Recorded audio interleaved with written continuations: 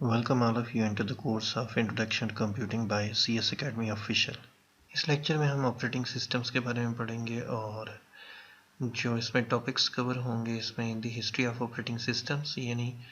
Operating system कैसे evolve हुआ और हमारे जो मॉडर्न ऑपरेटिंग सिस्टम्स हैं उन तक हम कैसे पहुँचे।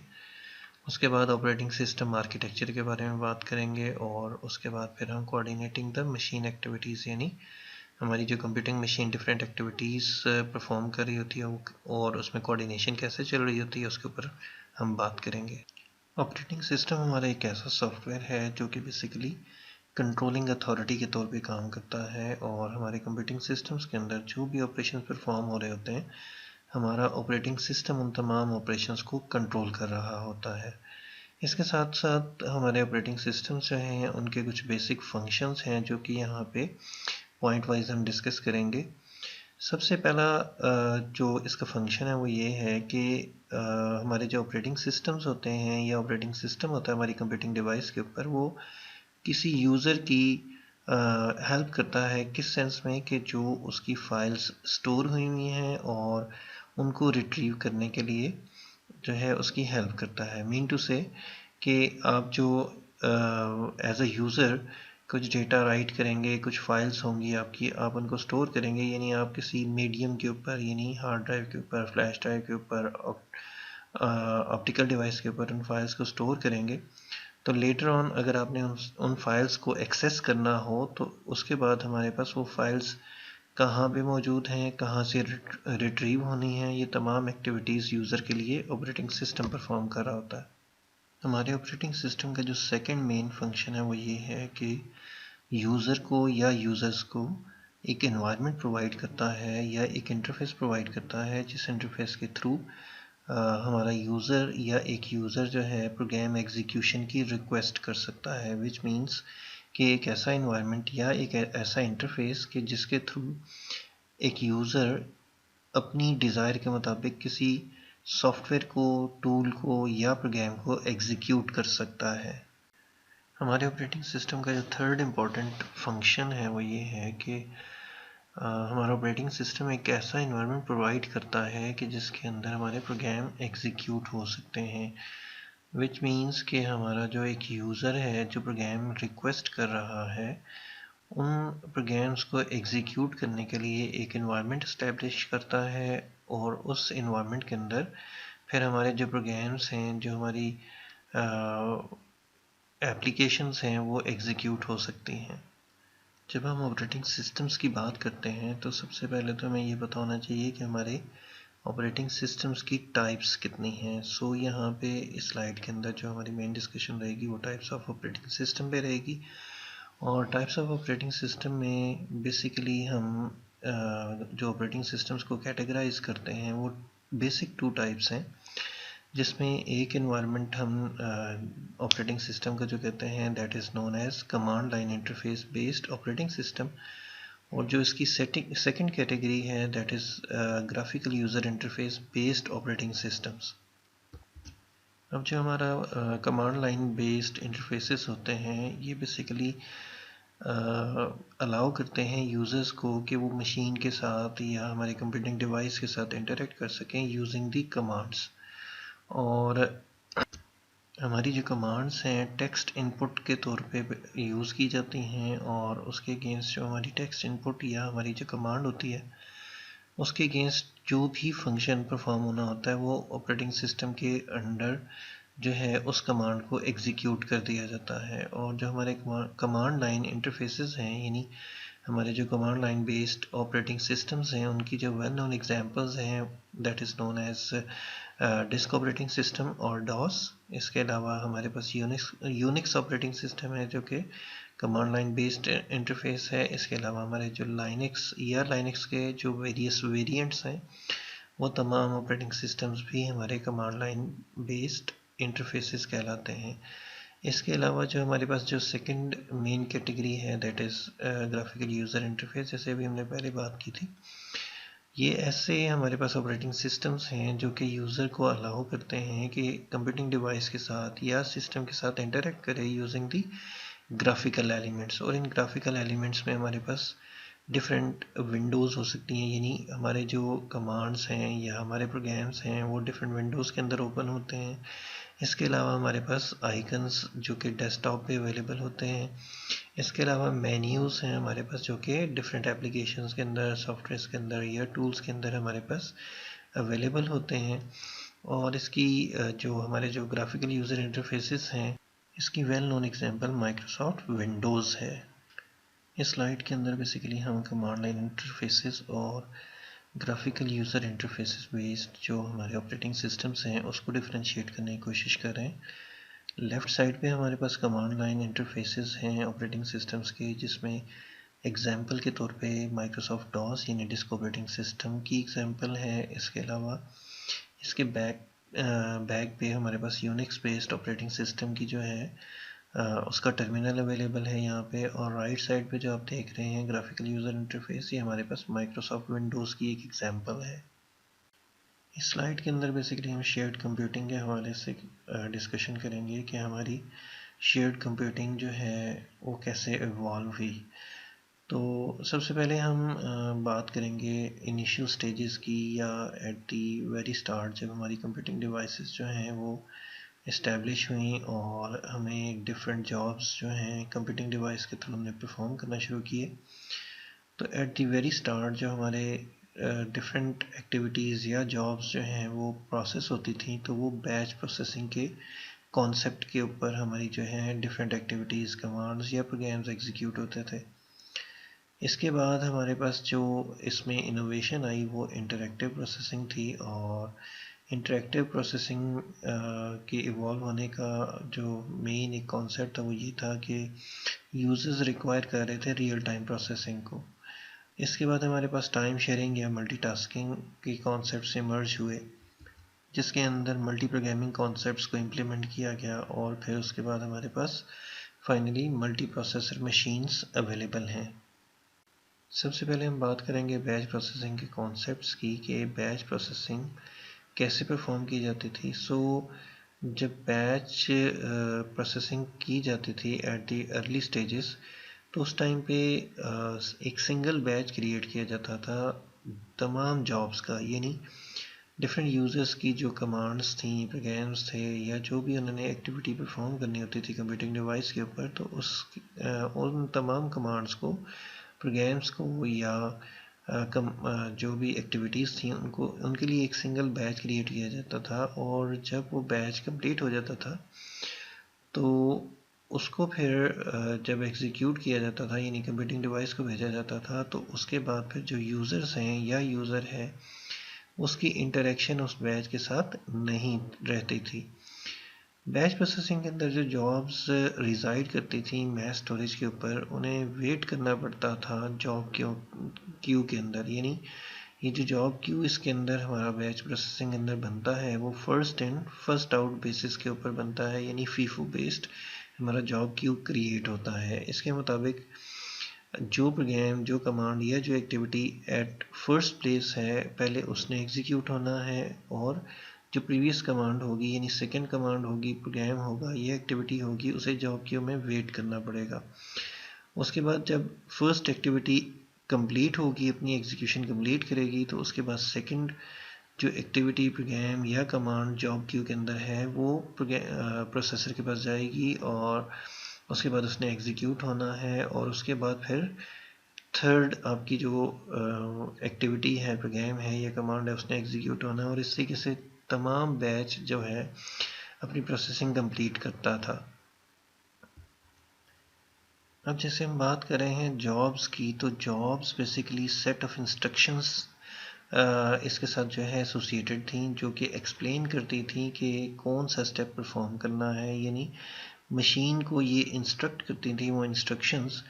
कि पर्टिकुलर जॉब को एग्जीक्यूट करने के लिए कौन कौन से स्टेप्स को परफॉर्म करना है। बैच प्रोसेसिंग के कॉन्सेप्ट्स में हम बात करेंगे कि बैच प्रोसेसिंग का मेजर ड्रॉबैक क्या था। और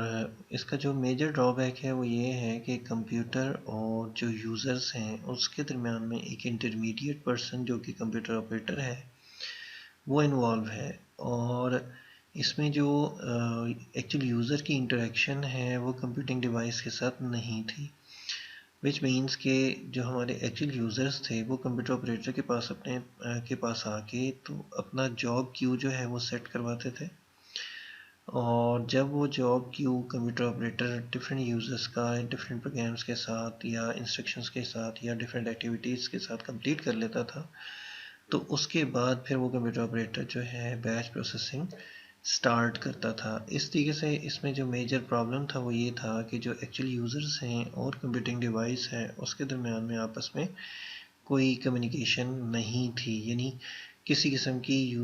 एक्चुअल यूज़र की और कंप्यूटिंग डिवाइस की आपस में कोई इंटरेक्शन नहीं थी। बैच प्रोसेसिंग के ड्रॉबैक के बावजूद इस कॉन्सेप्ट को बहुत सारी एप्लीकेशंस के अंदर इसको यूटिलाइज़ किया गया, मगर ये वो तमाम एप्लीकेशंस थी कि जहाँ पे डेटा के ऊपर जो भी आपने डिसीजंस करने हैं या प्रोसेसिंग डिसीजंस हैं आपके, वो आपके वेल एडवांस्ड इस्टेब्लिश्ड हों। यानी इसकी जो वेल नोन एग्जांपल है वो पेरोल प्रोसेसिंग है कि जहाँ पे एम्प्लॉयज़ के पेस की प्रोसेसिंग की जाती है, और उस हवाले से जो भी आपके डिसीजंस होते हैं वो ऑलरेडी वेल इस्टेब्लिश्ड होते हैं। इस स्लाइड के अंदर हम बैच प्रोसेसिंग की ब्लॉक डायग्राम को डिस्कस कर रहे हैं, जहाँ पे बेसिकली यूज़र डोमेन और मशीन डोमेन को डिस्कस किया जा रहा है। और यूज़र डोमेन में बेसिकली क्या है कि जो एक्चुअल यूज़र है उसका प्रोग्राम होगा, डेटा होगा या डायरेक्शंस या इंस्ट्रक्शंस होंगी, और फिर हमारे पास ये तमाम जो प्रोग्राम है या डेटा है या डायरेक्शन या इंस्ट्रक्शंस हैं वो हम कंप्यूटर ऑपरेटर को सबमिट करेंगे, और कंप्यूटर ऑपरेटर हमारा जो है वो जॉब क्यू क्रिएट करेगा कंप्यूटिंग मशीन के अंदर, और उसके बाद फिर हमारा जो वो जॉब क्यू है वो वन बाय वन इंस्ट्रक्शंस को, डेटा को या प्रोग्राम को एग्जीक्यूट करेगा, यानी जॉब एग्जीक्यूशन होगी। और उसके बाद जो जॉब एग्जीक्यूशन हो जाएगी तो फाइनली हमारे पास एक उन तमाम जॉब्स के अगेंस्ट या इंडिविजुअल जॉब के अगेंस्ट कोई रिजल्ट जनरेट हो जाएगा जो कि रिस्पेक्टिव यूज़र को प्रोवाइड किया जाएगा। बैच प्रोसेसिंग के जो ड्रॉबैक्स हैं उनको कवर करने के लिए या उनको ओवरकम करने के लिए इंटरेक्टिव प्रोसेसिंग के जो कॉन्सेप्ट हैं या interactive processing based operating systems हैं, इनको इवॉल्व किया गया। सो ये प्रोग्राम्स जो हैं यूज़र के साथ एक डायलॉग के थ्रू जो है कम्युनिकेट करते थे, यानी रिमोट टर्मिनल को यूज़ करते हुए यूज़र जो है डायलॉग के थ्रू कंप्यूटिंग डिवाइस के साथ कम्युनिकेट करता है, और इस कॉन्सेप्ट को इंटरेक्टिव प्रोसेसिंग का नाम दिया गया। विच मीन्स के हमारा जो यूज़र होगा यहाँ पर इंटरेक्टिव प्रोसेसिंग के अंदर, वो कंप्यूटिंग मशीन के साथ एक टर्मिनल के थ्रू जो है कम्युनिकेट करेगा, और जो हमारा कंप्यूटिंग डिवाइस है वो एक डायलॉग के थ्रू यूज़र के साथ कम्युनिकेट करेगी उसकी डिफरेंट फंक्शनैलिटीज़ को परफॉर्म करने के लिए। इस स्लाइड के अंदर इंटरेक्टिव प्रोसेसिंग की जो ब्लॉक डायग्राम है वो डिस्कस की जा रही है कि पास्ट के अंदर जब इंटरेक्टिव प्रोसेसिंग का कॉन्सेप्ट इमर्ज हुआ तो यूज़र मशीन के साथ यानी कंप्यूटिंग डिवाइस के साथ कैसे कम्युनिकेट करता था, और on the basis of that इस ब्लॉक डायग्राम के अंदर बेसिकली यूज़र डोमेन जो है वो शो की गई है और मशीन डोमेन शो की गई है। मशीन डोमेन के अंदर प्रोग्राम एग्जीक्यूशन है, और यूज़र डोमेन के अंदर प्रोग्राम डेटा डायरेक्शंस जो कि यूज़र ने रिमोट टर्मिनल को यूज़ करते हुए मशीन को देनी है, और मशीन ने एक डायलॉग के थ्रू यूज़र के साथ कम्युनिकेट करना है, और यूज़र की जब कमांड जो है मशीन पे एग्जीक्यूट हो जाएगी तो फाइनली उसके जो रिजल्ट्स हैं वो थ्रू रिमोट टर्मिनल जो हैं वो यूज़र को प्रोवाइड किए जाते थे। इंटरेक्टिव प्रोसेसिंग ने बेसिकली मॉडर्न ऑपरेटिंग सिस्टम्स की जो है वो बुनियाद रखी, और इसके बाद फिर हमारे पास टाइम शेयरिंग बेस्ड या multi programming based operating systems जो हैं वो इमर्ज हुए, और आज हम देखते हैं कि हमारे पास सिंगल यूज़र और मल्टी यूज़र सिस्टम्स और मल्टीटास्किंग बेस्ड सिस्टम्स जो हैं ऑपरेटिंग सिस्टम बेसिकली अवेलेबल हैं। नेक्स्ट हम बात करेंगे टाइप्स ऑफ सॉफ्टवेयर्स के ऊपर जो कि हमारे कंप्यूटिंग डिवाइसेस के ऊपर यूज़ हो रही हैं। तो जो टाइप्स ऑफ डिवाइसेस जो कंप्यूटिंग डिवाइसेस पे हम यूज़ कर रहे हैं उनको ब्रॉडर कैटेगरीज में टू टाइप्स के अंदर जो है वो क्लासीफाई किया जाता है, जिसमें एक कैटेगरी जो है वो एप्लीकेशन सॉफ्टवेयर्स की है और सेकंड कैटेगरी जो है वो हमारे पास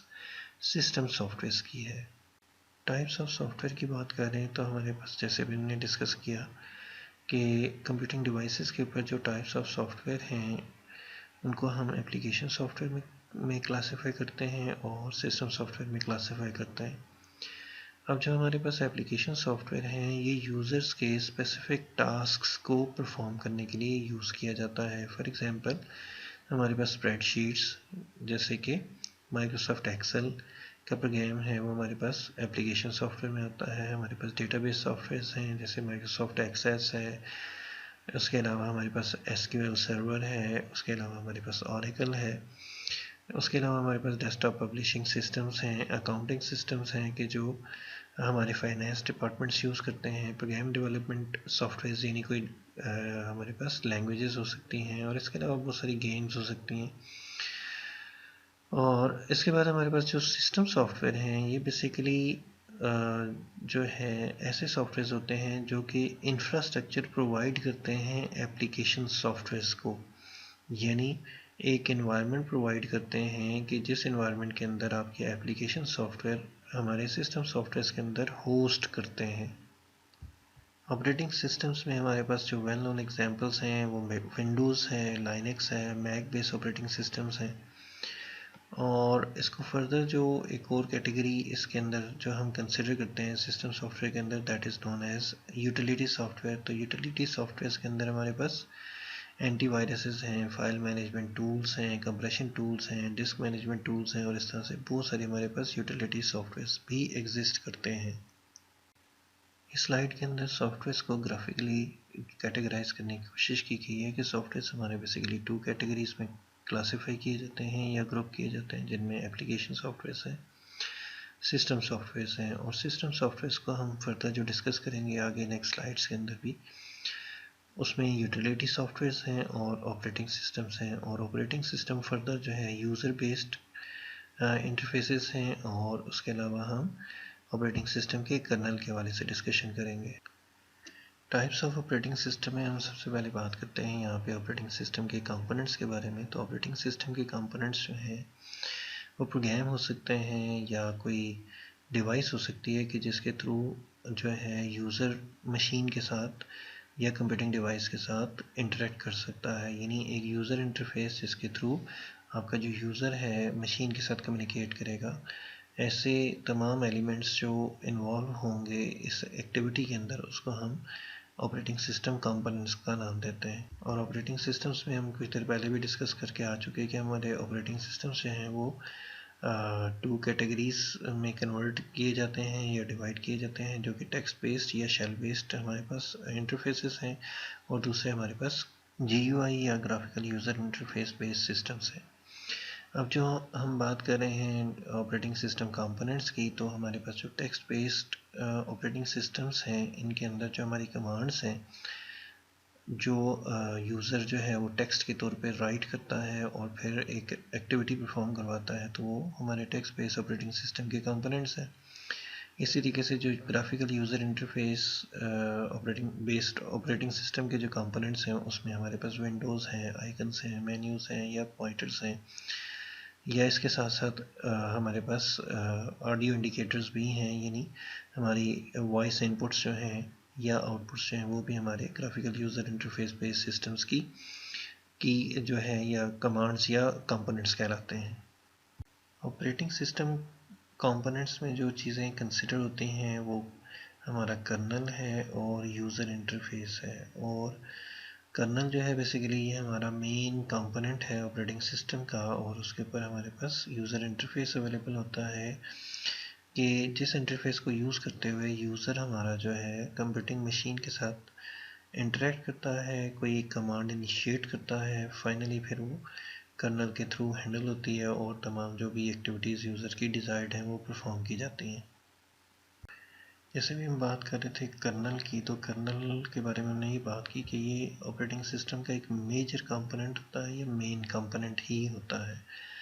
और कर्नल जो है बेसिकली बहुत सारे ऑपरेशन परफॉर्म कर रहा होता है, और इन ऑपरेशंस में या इन फंक्शंस में जो मेजर फंक्शंस हैं जिसमें फाइल मैनेजर है, डिवाइस ड्राइवर है, मेमोरी मैनेजर है, शेड्यूलर एंड डिस्पैचर है, हम उसको यहाँ पे डिस्कस करेंगे। कर्नल में फाइल मैनेजर की जो मेजर एक्टिविटीज़ हैं वो ये हैं कि मैस स्टोरेज की जो फैसिलिटीज़ हैं उसके दरमियान कोऑर्डिनेशन कर रहा होता है। मीन टू से कि एक यूज़र की या हमारा जो डेटा हमें जो डिज़ायर्ड है, जो हमें सेव करना है, रिट्रीव करना है, वो तमाम एक्टिविटीज़ जो हैं वो हमारे फाइल मैनेजर के थ्रू हो रही होती हैं। इसके बाद जो हमारी नेक्स्ट यूटिलिटी जो इम्पोर्टेंट है कर्नल के अंदर, दैट इज़ डिवाइस ड्राइवर्स। तो जो है हमारे जो डिवाइस ड्राइवर्स हैं बेसिकली पेरिफेरल डिवाइसेस जो अटैच्ड होती हैं उनके दरमियान और उनके जो कंट्रोलर्स होते हैं उनके दरमियान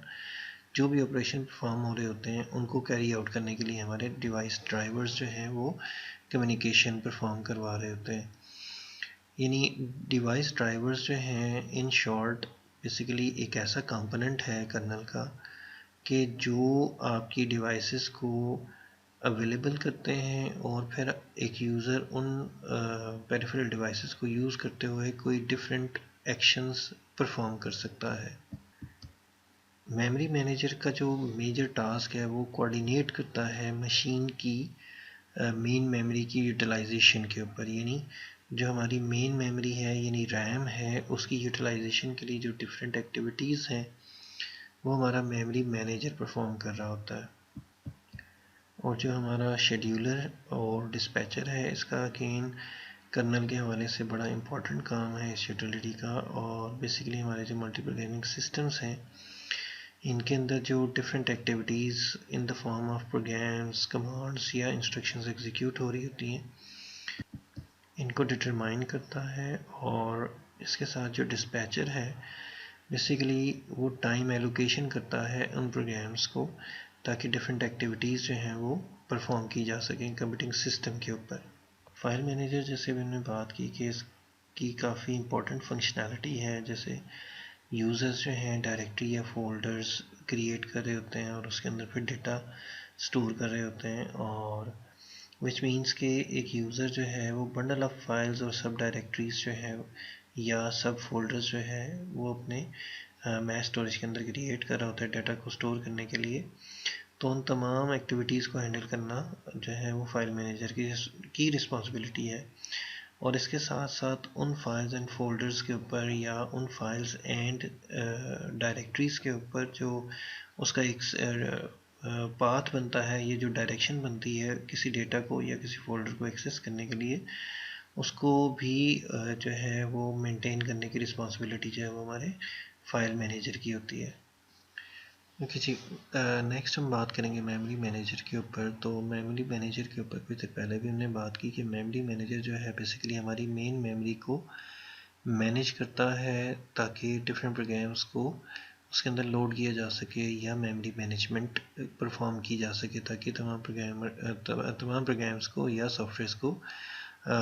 जो है डेटा को रन टाइम पे एग्जीक्यूट करवाने के लिए या स्टोर करवाने के लिए मेमोरी में जगह मिल सके। सो जो मेमोरी मैनेजर है बेसिकली मेमोरी एलोकेशन का काम कर रहा होता है प्रोग्राम्स के दरमियान में। और एक और जो मेमोरी मैनेजर की इम्पोर्टेंट फंक्शनैलिटी है दैट इज़ वर्चुअल मेमोरी, कि सम टाइम्स हमारे सिस्टम के अंदर जो है एग्जीक्यूशन के लिए प्रोग्राम्स को जो मेन मेमोरी है वो किसी भी वजह से कम पड़ जाती है। तो उस सूरत में हमारे पास जो मेमोरी मैनेजर है करंटली हमारे जो ऑपरेटिंग सिस्टम्स इनमें जो हमारे पास अवेलेबल हैं उनमें वर्चुअल मेमोरी क्रिएट की जाती है, या हमारा मेमोरी मैनेजर जो है वो वर्चुअल मेमोरी क्रिएट करता है ताकि हमारे प्रोग्राम्स या हमारे प्रोग्राम्स की एग्जीक्यूशन या हमारे कंप्यूटर या कंप्यूटिंग डिवाइस की जो एग्जीक्यूशन है वो डिग्रेड ना हो। ये जो वर्चुअल मेमोरी क्रिएट होती है उसमें ब्लॉक ऑफ डेटा जो है उसको हम पेजेस का नाम देते हैं, और ये पेजेस जो हैं बैक एंड फोर्थ जो है हमारी मेन मेमोरी के अंदर और मैस स्टोरेज के अंदर जो है वो शफल होते रहते हैं या शिफ्ट होते रहते हैं। अब यहाँ पे जो इम्पोर्टेंट बात हम करना चाह रहे हैं वो ये है कि जब हमारा मेमोरी मैनेजर अगर प्रोग्राम एग्जीक्यूशन के लिए उसको स्पेस ज़्यादा रिक्वायर्ड होगी और हमारी मेन मेमोरी के अंदर अगर स्पेस कम हो रही होगी तो उस सूरत में हमारा जो मेमोरी मैनेजर है वो वर्चुअल मेमोरी क्रिएट करेगा ऑन दी हार्ड ड्राइव। यानी मैश स्टोरेज के ऊपर स्पेस ऑक्यूपाई करेगा और वहाँ पे वर्चुअल मेमोरी को क्रिएट करेगा। अब वर्चुअल मेमोरी के अंदर जो पेजेस होंगे वो इक्वल साइज ऑफ पेजेस होंगे, यानी जो ब्लॉक ऑफ डाटा क्रिएट होगा वर्चुअल मेमोरी के अंदर वो इक्वल साइज्ड होगा। और ये इक्वल साइज्ड जो पेजेस हैं वो केबीज के अंदर बनाए जाते हैं, यानी किलो बाइट्स के अंदर बनाए जाते हैं। और इन तमाम डेटा पेजेस का या वर्चुअल मेमोरी के अंदर जो ब्लॉक ऑफ डेटा होता है उसका साइज जो है वो सेम रखा जाता है। नेक्स्ट हम बात करेंगे बूटस्ट्रैपिंग और बूटिंग प्रोसेस के ऊपर। So booting process of the computing device जो है जब एग्जीक्यूट करता है तो सबसे पहले हमारे पास जो कंपोनेंट एग्जीक्यूट करता है उसको हम बूट लोडर कहते हैं। और बूट लोडर बेसिकली रोम के अंदर एक प्रोग्राम का नाम है कि जो कि फर्मवेयर की एक एग्जांपल है। बूट लोडर को हमारा सीपीयू या माइक्रो प्रोसेसर जो है वो एग्जीक्यूट करता है जब हमारे कंप्यूटिंग सिस्टम की या कंप्यूटिंग डिवाइस की पावर ऑन की जाती है। और हमारी रोम की जो एक्टिविटी है वो ये है कि सबसे पहले जो हमारे कंप्यूटिंग डिवाइसेस के अंदर डिफरेंट डिवाइसेस लगी होती हैं, जैसे हमारी मेन मेमोरी है, हमारी हार्ड ड्राइव है या अदर डिवाइसेस हैं, उनको चेक करना कि वो मल फंक्शनिंग तो परफॉर्म नहीं कर रही। उसके बाद जब हमारी ये तमाम डिवाइसेस चेक हो जाती हैं कंप्यूटिंग डिवाइस की, तो उसके बाद हमारा जो ऑपरेटिंग सिस्टम है इसकी फाइल्स ट्रांसफ़र की एक्टिविटी इनिशिएट होती है मैश स्टोरेज से मेन मेमोरी के अंदर। यानी जब हमारी रोम की फंक्शनैलिटी एंड हो जाती है तो हमारा जो बूट लोडर है वो क्या करता है कि हमारे ऑपरेटिंग सिस्टम को मैश स्टोरेज से पिक करता है और मेन मेमोरी के अंदर लोड करना शुरू कर देता है। और फिर फाइनली हमारा जो ऑपरेटिंग सिस्टम है, हमारा तमाम कंट्रोल जो है वो ऑपरेटिंग सिस्टम की फाइल्स पे शिफ्ट हो जाता है। और जब बूट लोडर अपनी एक्टिविटी कंप्लीट कर लेता है तो यूज़र को एक इंटरफेस मिलता है जिसको हम ऑपरेटिंग सिस्टम यूज़र इंटरफेस बोलते हैं। वो टेक्स्ट बेस्ड भी हो सकता है और विंडोज़ बेस्ड भी हो सकता है। इस स्लाइड के अंदर बूटस्ट्रैपिंग या बूटिंग प्रोसेस को ब्लॉक डायग्राम के अंदर शो किया गया है। और स्टेप 1 के अंदर अगेन ये बताया जा रहा है कि हमारा जो सिस्टम है, कंप्यूटिंग डिवाइस है, जब इसकी पावर ऑन की जाती है तो हमारा बूट लोडर एक्टिवेट होता है। और बूट लोडर सबसे पहला जो काम करता है वो रोम को एक्टिवेट करता है और तमाम डिवाइसेस जो हैं वो चेक कर ली जाती हैं। और स्टेप 2 के अंदर क्या होता है कि हमारा जो बूट लोडर है वो ये करता है कि हमारा जो ऑपरेटिंग सिस्टम जो कि मैश स्टोरेज पे पड़ा हुआ है उसको मेन मेमोरी के अंदर लोड करवाने की एक्टिविटी परफॉर्म करता है। नेक्स्ट हम बात करेंगे कॉन्सेप्ट ऑफ प्रोसेस के ऊपर। तो इसके अंदर हम दो मेन कॉन्सेप्ट्स के ऊपर या दो मेन टॉपिक्स के ऊपर बात करेंगे जो कि प्रोसेस है और प्रोसेस स्टेट है। प्रोसेस बेसिकली क्या है कि एक एक्टिविटी है जिसके थ्रू प्रोग्राम एग्जीक्यूशन को डिस्क्राइब किया जाता है। यानी जो हमारे प्रोग्राम्स एग्जीक्यूट हो जाते हैं इस एक्टिविटी को हम प्रोसेस का नाम देते हैं। और ये program execution under the control of operating system perform हो रही होती है। इसका मतलब ये हुआ कि हम कोई भी प्रोग्राम जब एग्जीक्यूट करते हैं तो वो एक एक्टिविटी है या एक प्रोसेस है, और वो प्रोसेस जो है ऑपरेटिंग सिस्टम जो है उसको लुक आफ्टर कर रहा है।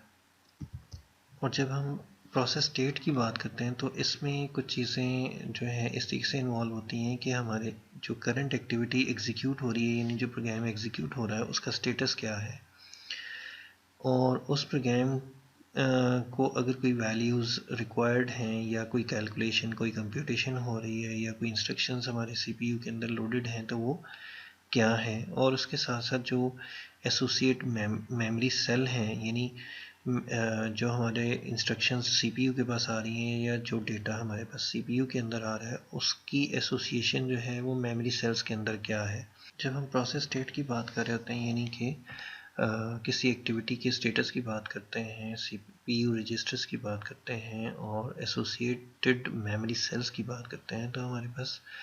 जो कुछ कंपोनेंट्स हैं सीपीयू के हवाले से, तो हमारे program counter, general purpose registers और इसके अलावा हमारे पास जो related portion of the main memory है वो अंडर कंसिड्रेशन रहती है। कुछ देर पहले हमने शेड्यूलर के ऊपर बात की थी और डिस्पैचर के ऊपर बात की थी, और हमने ये बात की थी कि जो हमारा शेड्यूलर है बेसिकली इसकी रिस्पॉन्सिबिलिटी होती है कि ये चेक रखे कि कौन से प्रोग्राम को मैंने करंटली एग्जीक्यूट करवाना है, और जो डिस्पैचर है बेसिकली वो टाइम एलोकेशन कर रहा होता है। सो यहाँ पे हम शेड्यूलर को थोड़ा सा मज़ीद डिस्कस करेंगे। और शेड्यूलर का काम क्या है बेसिकली कि एक प्रोसेस टेबल जनरेट करे जो कि मेन मेमोरी के अंदर ब्लॉक ऑफ इंफॉर्मेशन के तौर पे कंसिडर की जाती है, और इसमें हर वो प्रोसेस जो कि लोड हो रहा होता है उसकी एंट्री एक प्लेस कर दी जाती है। और इस इंफॉर्मेशन के मुताबिक हमारे पास मेमोरी एरिया के जिस एरिया में एक प्रोसेस लोडेड है या एक प्रोग्राम लोडेड है, और फिर उस प्रोसेस की या प्रोग्राम की प्रायोरिटी क्या है। प्रोसेस टेबल के अंदर जो थर्ड एंट्री होती है प्रोसेस से रिलेटेड, वो रेडी या वेटिंग स्टेट है। अब रेडी स्टेट बेसिकली इस चीज़ को इंडिकेट करती है कि जो हमारा प्रोग्राम है वो करंटली अपनी प्रोग्रेस कंटिन्यू कर सकता है, और जो वेटिंग स्टेट है बेसिकली वो इस चीज़ को इंडिकेट कर रहा होता है कि हमारा जो प्रोग्राम है उसकी प्रोग्रेस जो है वो डिलेड है किसी एक्सटर्नल इवेंट की वजह से। डिस्पैचर की जो फंक्शनैलिटी है बेसिकली वो ये है कि जो प्रोसेस टेबल के अंदर डिफरेंट प्रोसेसेस पड़े हुए हैं उनको टाइम स्लाइसेस एलोकेट करना और उनको कंट्रोल करना। और टाइम स्लाइसेस इसलिए बनाए जाते हैं और प्रोग्राम्स को असाइन किए जाते हैं ताकि प्रोसेसिंग के लिए तमाम प्रोग्राम्स इक्वल शेयर गेट कर सकें। और जब एक टाइम स्लाइस एंड होता है एक प्रोसेस का तो एक इंटरप्ट जारी होती है, यानी एक सिग्नल जनरेट होता है जिसको हम इंटरप्ट का नाम देते हैं, और उस इंटरप्ट के अकर होने पे एक प्रोसेस की एग्जीक्यूशन जो है वो स्टॉप की जाती है, और सेकंड जो प्रोसेस होता है उसके टाइम स्लाइस को एक्टिवेट कर दिया जाता है। और एंड वाइस वर्सा, जैसे ही टाइम स्लाइस से एक प्रोसेस का एंड होगा एक इंटरप्ट सिग्नल होगी और उसको रोक दिया जाएगा, और सेकंड जो प्रोसेस है उसको एग्जीक्यूट किया जाएगा। और इस तरीके से ये प्रोसेस अनटिल और अनलेस चलता रहेगा जब तक आपका सिस्टम ऑन है और डिफरेंट प्रोसेसेस एग्जीक्यूट हो रहे हैं। इस स्लाइड के अंदर शेड्यूलर और डिस्पैचर को यूज़ करते हुए जो प्रोसेस एडमिनिस्ट्रेशन की गई है उसको शो किया गया, और एग्जाम्पल के तौर पे यहाँ पे टू प्रोसेसेस को जो है कंसिडर किया गया है जो कि प्रोसेस ए और प्रोसेस बी है, या हम प्रोग्राम ए और प्रोग्राम बी भी कह सकते हैं, जिसको डिफरेंट टाइम स्लाइसेस जो हैं वो एलोकेट किए गए हैं। अब प्रोसेस ए जब एग्जीक्यूट करेगा और टाइम एडवांस होगा यानी प्रोसेसिंग स्टार्ट हो जाएगी, तो अगर हम सपोज़ कर लें कि एक प्रोग्राम को 5 सेकंड का टाइम दिया गया है, यानी 5 सेकंड का एक स्लाइस बनाया गया है, और उसके बाद जब उसका टाइम एंड होगा तो क्या होगा कि एक इंटरप्ट जो है वो सिग्नल होगी, यानी जो डॉटेड लाइन आप देख रहे होंगे यहाँ पे प्रोसेस ए के साथ at the very left side, ये बेसिकली ये शो कर रही है कि एक क्लॉक टिक या इंटरप्ट सिग्नल आई है, इंटरप्ट का सिग्नल आया है जिसकी वजह से प्रोसेस ए को स्टॉप किया जाएगा, और आपका जो प्रोसेस है यानी टाइम स्विच किया जाएगा, प्रोसेस स्विचिंग होगी प्रोसेस बी के साथ या प्रोग्राम बी के साथ। अब जब आपका टाइम स्विच करेगा या प्रोसेस स्विच करेगा प्रोसेस बी के ऊपर या प्रोग्राम बी के ऊपर, तो उसका टाइम स्लाइस स्टार्ट हो जाएगा। और जैसे भी हमने एग्जांपल के तौर पे कहा कि अगर ये टाइम स्लाइस 5 सेकंड का है तो 5 सेकंड के लिए आपका प्रोसेस बी जो है वो अपनी एग्जीक्यूशन करेगा, और जैसे ही 5 सेकंड्स का टाइम एंड होगा तो एक इंटरप्ट सिग्नल होगी और प्रोसेस बी को अगेन रोक दिया जाएगा, और प्रोसेस बी के रुकते ही प्रोसेस स्विचिंग होगी, और प्रोसेस स्विचिंग में हम दोबारा से प्रोसेस ए को एग्जीक्यूट करेंगे। और अगेन यही जो प्रोसेस अभी हमने डिस्कस किया कि प्रोसेस ए के लिए 5 सेकंड का टाइम जो है वो एलोकेटेड है टाइम स्लाइस में, तो 5 सेकंड के लिए प्रोसेस ए एग्जीक्यूट करेगा, उसके बाद दोबारा से प्रोसेस स्विच होगा, और उसके बाद जो हमारा प्रोसेस बी है वो एक्टिवेट हो जाएगा। और इस तरह की एक्टिविटी अनटिल और अनलेस एग्जीक्यूट होती रहेगी जब तक प्रोग्राम ए या प्रोसेस ए और प्रोसेस बी एग्जीक्यूट हो रहे हैं। सो ये एक एग्जांपल प्रोसेस है जो कि प्रोसेस एडमिनिस्ट्रेशन के तौर पे यहाँ पे शो की गई है, और यहाँ पे जो मेन मकसद या मेन जो कॉन्सेप्ट समझाने की कोशिश की गई है कि जब हमारे पास एक कंप्यूटिंग सिस्टम के अंदर नंबर ऑफ प्रोग्राम्स जो हैं मेन मेमोरी के अंदर लोडेड हैं और उन्होंने वन बाय वन एग्जीक्यूट होना है, तो शेड्यूलर और डिस्पैचर उनके टाइम स्लाइसेस जनरेट करेंगे, उनको जो है प्रॉपरली एक टाइम एलोकेट किया जाएगा, और उसके अकॉर्डिंगली एक प्रोसेस को एक उसका टाइम दिया जाएगा, प्रोसेस टाइम दिया जाएगा, यानी टाइम स्लाइस के मुताबिक। उसके बाद उसकी स्विचिंग होगी, प्रोसेस भी एग्जीक्यूट करेगा। उसके बाद अनदर कोई जो भी प्रोसेस है, सपोज प्रोसेस सी है, उसके बाद वो एग्जीक्यूट करेगा, फिर प्रोसेस डी एग्जीक्यूट करेगा, और अकॉर्डिंगली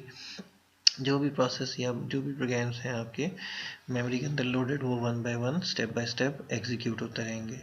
नेक्स्ट हम बात करेंगे एक इम्पॉर्टेंट कॉन्सेप्ट के ऊपर, जो कि डेडलॉक के नाम से जाना जाता है। और डेडलॉक जो है एक ऐसी सिचुएशन या कंडीशन का नाम है